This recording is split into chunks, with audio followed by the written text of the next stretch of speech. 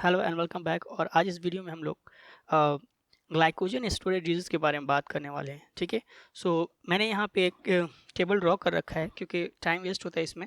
ठीक है, तो इस वीडियो में हम लोग एक ट्रिक के बारे में बात करेंगे जो ग्लाइकोजन स्टोरेज डिजीज़ को याद करने में हम लोगों को हेल्प करेगा। सो देखिए, जो ग्लाइकोजन स्टोरेज डिजीज़ है हमारे में, आप लोग बायोकेमिस्ट्री में पढ़े होंगे। ठीक है, ये ग्लाइकोजेनेसिस और ग्लाइकोजिनोलाइसिस वगैरह के बारे में। ठीक है, तो उसमें बहुत सारे एंजाइम्स होते हैं। ठीक है, और मेनली हम लोग को बायोकेमिस्ट्री में यही सारी चीज़ें पढ़नी पड़ती है कि कौन सा जो एंजाइम है वो कौन सा स्टेप को कैटलाइज कर रहा है, या फिर कौन रेट लिमिटिंग एंजाइम है, कौन क्या है। ठीक है, सो या फिर स्टेप लिमिटिंग है, बहुत सारी चीज़ें उसमें होती हैं। ठीक है, कि कौन सा स्टेप में कौन से एंजाइम्स को हम लोग यूज़ कर रहे हैं।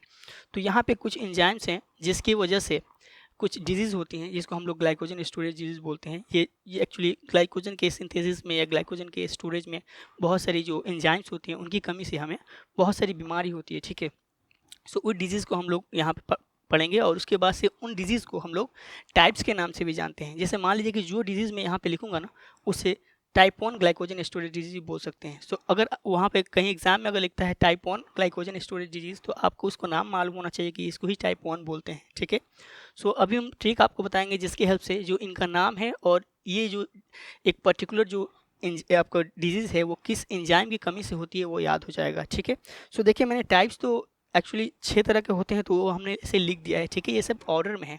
ठीक है, 1 2 3 4 5 6 मैंने ऐसे ही टाइप्स लिख दिया है। अगर मान लीजिए कि आपको याद होना चाहिए कि किसको कौन सा टाइप बोलते हैं, तो एकदम ऑर्डर में ही याद होगा जैसे हम लोगों ने निमोनिक बनाया है। ओके, सो अब देखिए, पहले मैं आपको बताता हूँ कि वो निमोनिक क्या है। उसके बाद से उसके हेल्प से मैं इनका जो डिजीज़ का नाम है उसे लिखूंगा। फिर मैं आपको बताऊंगा कि निमोनिक क्या है, और उसके हेल्प से मैं बताऊंगा कि वो कौन से एंजाइम्स हैं जिसकी कमी से ये पर्टिकुलर आपका डिजीज़ होता है। ओके, सो इसके लिए एक छोटा सा निमोनिक है, वो ये है: वेरी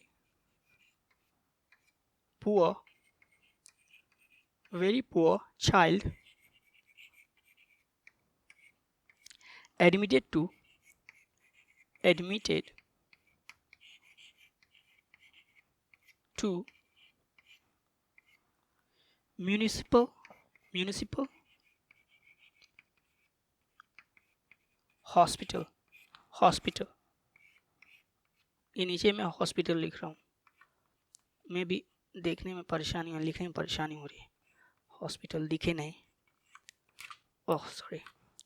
सो देखिए, मैंने लिखा है very poor child admitted to municipal hospital. ये एडमिटेड टू ये एक साथ ही रहेगा। जैसे मैंने लोअर लिम्स के निमोनिक में कैसे बताया था, टॉक टू एक साथ था, तो यहाँ पे भी एडमिटेड टू एक साथ रखेंगे। ओके, सो अब देखिए, ये जो मैंने वो सेंटेंस लिखा है, इसका जो जितने भी वर्ड है उनका जो पहला लेटर है वो क्या करेगा, एक ग्लाइकोजन स्टोरेज डिजीज़ को रिप्रेजेंट करेगा। तो चलिए पहले मैं उन डिजीज़ का नाम लिख देता हूँ। सो वी से आपका हो जाएगा वॉन गिरकिस डिजीज़, वॉन गिरकिस डिजीज़। और इससे हो जाएगा आपका पॉम्पिस डिजीज़, पॉम्पिस डिजीज़। और इसको फिर यहाँ से हो जाएगा आपका कोरिस डिजीज़। इसको हम लोग फॉरबिस डिजीज़ भी बोलते हैं, आप याद रख सकते हैं, फॉरबिस डिजीज़। फिर यहाँ से हो जाएगा आपका Anderson disease, Anderson disease, Andersen's disease. Okay, फिर यहाँ से एम से हो जाएगा आपका McArdle's disease, McArdle's disease. और फिर एच से हो जाएगा आपका Hers disease, Hers disease. Okay, so देखिए, मैंने सेंटेंस लिखा है very poor child admitted to municipal hospital, और इसकी हेल्प से आपको जो डिजीज़ हैं वो आपको याद हो जाएंगे। सो अब देखिए, वॉन गिरकिस डिजीज़ बोलिए या फिर टाइप 1 ग्लाइकोजन स्टोरेज डिजीज़ बोलिए, बात एक ही है। ठीक है, या फिर आप टाइप 4 ग्लाइकोजन स्टोरेज डिजीज़ बोलिए या फिर आप एंडरसन्स डिजीज़ बोलिए, आपको बात समझ में आ जा रही है। या तो एंडरसन्स बोले तो आपको समझ में आ जाए कि ये फोर्थ ग्लाइकोजन स्टोरेज डिजीज़ है, या फिर कोई बोलता है फोर्थ ग्लाइकोजन स्टोरेज डिजीज़, तो आपके दिमाग में आ जाना चाहिए को ये एंडरसन्स डिजीज़ है। ओके, अब मैं एक निमोनिक लिखने जा रहा हूँ जिसकी हेल्प से ये जो बीमारी है, ये जो डिजीज़ है, वो किस किस ग्लाइको इंजाइम की कमी की वजह से होती हैं वो आपको याद हो जाएगा। तो इसके लिए सेंटेंस कुछ ऐसा है, GPL Motors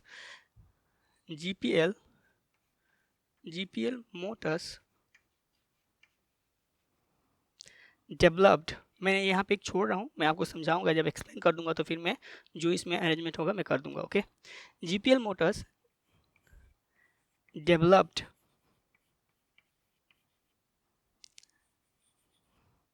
elegant Bentley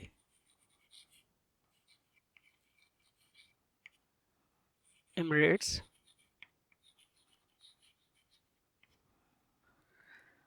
Muscat palace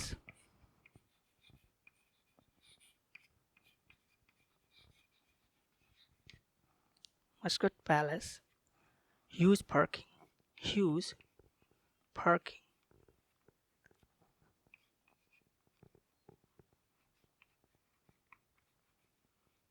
okay,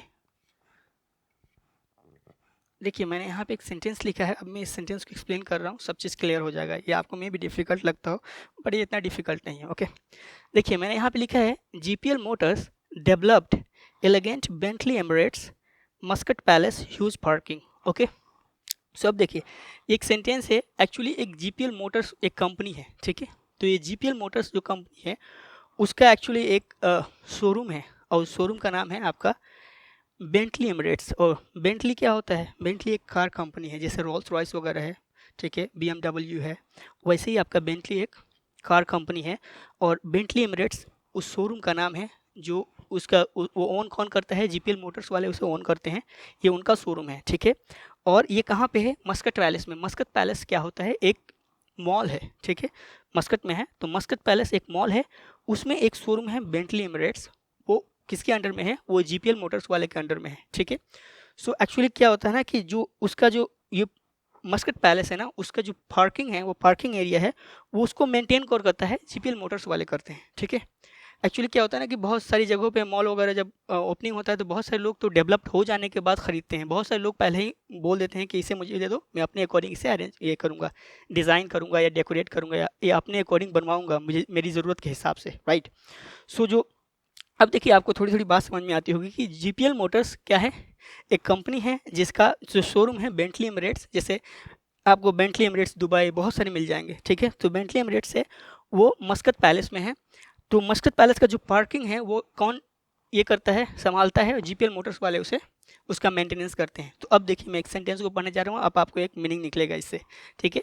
देखिए GPL motors developed elegant, elegant मतलब अट्रैक्टिव, फैसिनेटिंग, अच्छा खूबसूरत सा, किसने डेवलप किया है, क्या चीज़, पार्किंग को, ठीक है। Developed elegant Bentley Emirates Muscat palace huge parking. Okay, so ये कौन मेंटेन किया है, आपका जीपीएल मोटर्स वाले। तो इस सेंटेंस का हम लोग क्या करेंगे, दो दो अल्फ़ाबेट को एक साथ रखेंगे, ठीक है। अब देखिए यहाँ पे देखिए जीपीएल मोटर्स का हम लोग सिर्फ जीपी लेंगे, एल मोटर्स को हम लोग नीचे रख देंगे, क्योंकि हमें सिर्फ क्या करना है, हर अल्फ़ाबेट का क्या करना है, पहला अल्फ़ाबेट लेना है, हर वर्ड का पहला अल्फ़ाबेट लेना है। तो लिखिए जीपीएल का ये आपका एल और मोटर्स का एम आ जाएगा, मैं लिख देता हूँ मोटर्स पूरा, ठीक है। आप देखिए GPL motors developed elegant Bentley Emirates Muscat palace huge parking.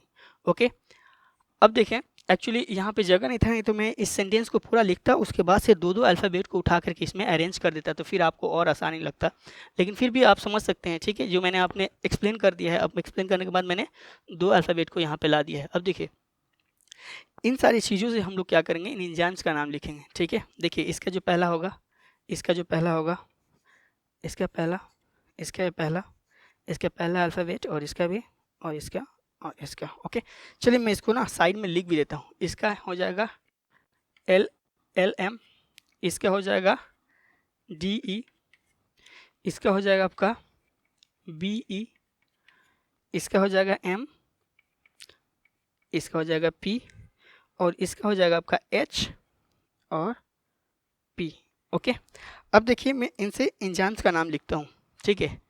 GP से आपका हो जाएगा ग्लाइकोजन 6 फॉस्फेटेज।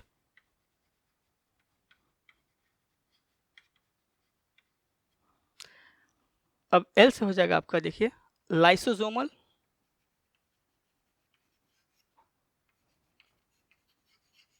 माल्टेज। इससे हो जाएगा आपका डी ब्रांचिंग एंजाइम। इससे हो जाएगा आपका ब्रांचिंग एंजाइम। फिर इससे हो जाएगा आपका मसल फोस्फोराइलेज, मसल फोस्फोराइलेज। और फिर इससे हो जाएगा आपका हेपाटिक फोस्फोराइलेज।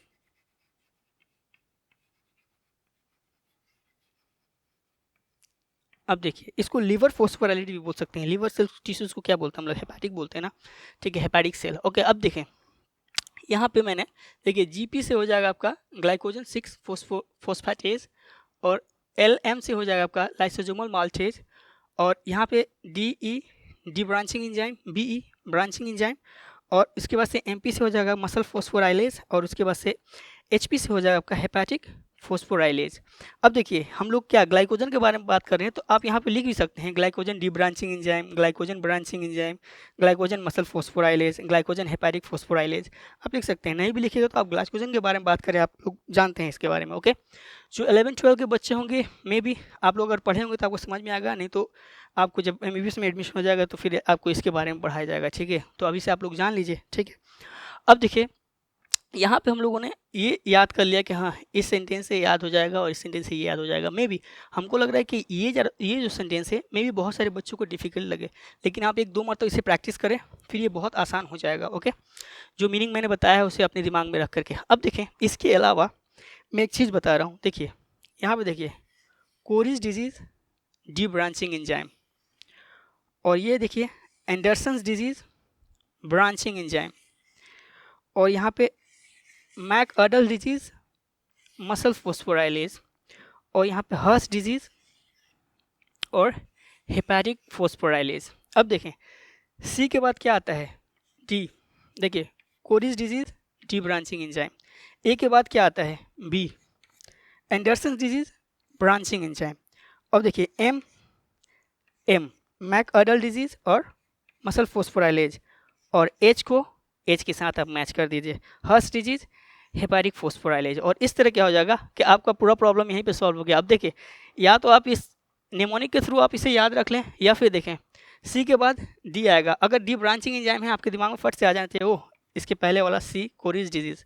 ओके, या फिर एंडरसन, ए के बाद बी ब्रांचिंग एंजाइम, और आपको एम से एम को मैच कर दीजिए और एच को एच से मिला दीजिए, और आपका काम हो जाएगा, ठीक है। तो इस तरह आप जितने भी आपके जो ग्लाइकोजन स्टोरेज डिजीज़ हैं, और ये ज़रूर याद में रखें कि कोरिज डिजीज़ मतलब आपको मालूम हो जाना चाहिए कि ये टाइप 3 है, या फिर टाइप 3 बोल रहा है तो आपके दिमाग में आ जाना चाहिए कि ये कोरिज डिजीज़ के बारे में बात कर रहा है, तो ये इसी ऑर्डर में लिखा हुआ है। ओके, तो इस तरह आप जो ग्लाइकोजन स्टोरेज डिजीज़ हैं, और वो किस एंजाइम की कमी की वजह से होते हैं, या फिर वो कौन से टाइप हैं, उसे आप ऑर्डर में याद कर सकते हैं। ओके, सो इसे आप 1-2 मरतबा लिख करके प्रैक्टिस करें, ये बहुत ही आसान हो जाएगा। ओके, फिर मिलते हैं नेक्स्ट वीडियो में, bye. Thanks for watching. Please like and subscribe to get more useful videos.